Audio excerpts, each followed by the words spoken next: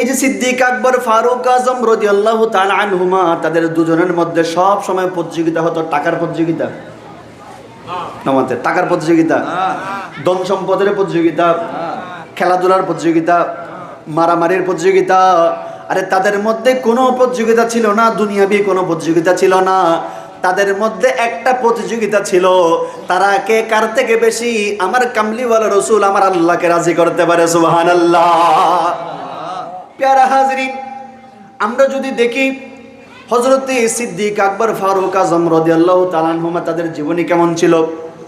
আম্মা জান আয়েশা সিদ্দিকা রাদিয়াল্লাহু তাআলা আনহা একদিন এসে আমার কামলিওয়ালা রসুলকে জিজ্ঞেস করে, ইয়া রাসূলুল্লাহ, ইয়া হাবিবাল্লাহ, আকাশের মধ্যে যত তারকা আছে, এত লক্ষ লক্ষ কোটি কোটি তারকা, দুনিয়াতে কি এমন কোন মানুষ আছে যে মানুষের আমল ওই আকাশের তারকার সমান? সুবহানাল্লাহ, সুবহানাল্লাহ।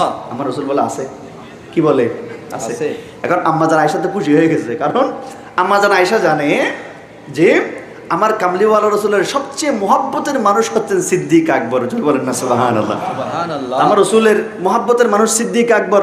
সুতরাং আম্মা জান আয়েশা এটা ইচ্ছা করে জিজ্ঞেস করেছেন নিজের বাপ, তো বাপকে, বাপের মহব্বত, মেয়েদের সাথে বাপের মহব্বত একটু বেশি বেশি। তো আম্মা জান আয়েশা খুশি হয়ে গেছে, নিশ্চয়ই আমার বাবার নাম বলবে।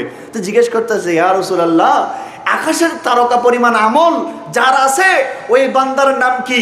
তখন আমার রাসূল সাল্লাল্লাহু আলাইহি ওয়াসাল্লাম বলছেন, ওই বান্দার নাম হচ্ছে ফারুক আজম রাদিয়াল্লাহু তাআলা আনহু। বলেন না সুবহানাল্লাহ। আম্মা জান আয়েশা মনে মনে আশা করেছেন নিজের বাবার নাম বলবে, সিদ্দিক আকবরের নাম বলবে, কিন্তু আল্লাহর প্যারা রাসূল সাল্লাল্লাহু আলাইহি ওয়াসাল্লাম ফারুক আজমের নাম বলেছেন। আম্মা জান আয়েশা মন খারাপ করে ফেলেছেন। তখন আমার প্যারা রাসূল সাল্লাল্লাহু আলাইহি ওয়াসাল্লাম বলে, ও আদরের বিবি, তোমার বাবার নাম বলি নাই সেজন্য তুমি মন খারাপ করেছো নাকি?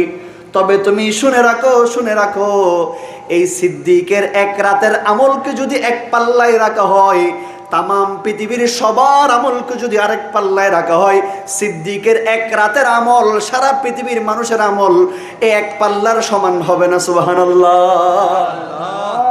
সিদ্দিকের এক রাতের আমলকে যদি এক পাল্লায় রাখা হয়, তামাম পৃথিবীর সমস্ত মানুষের আমলকে যদি আরেক পাল্লায় রাখা হয়, সিদ্দিকের এক রাতের আমলের সমান হবে।